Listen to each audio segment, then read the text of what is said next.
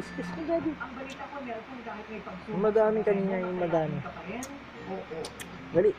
Sa paglalaro ng basketball, kuhang-kuha niya ang laro ng idolo. Ganun. Kiss mo. Ganun. Dali. Kiss mo, daddy. Kakulangan sa katawan. Ganun, oh.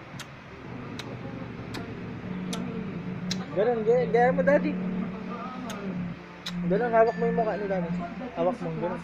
Yan, kiss mo. Nagpapahuli si Nelson. Naman nagko-comply yung mga requirements. Isa pa.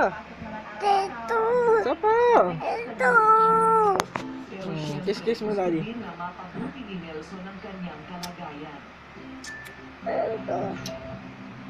At para malaman ang tunay na kondisyon niya, dinala namin sila sa Maynila para ikonsulta ang kondisyon ng One, two, three, 4, 5.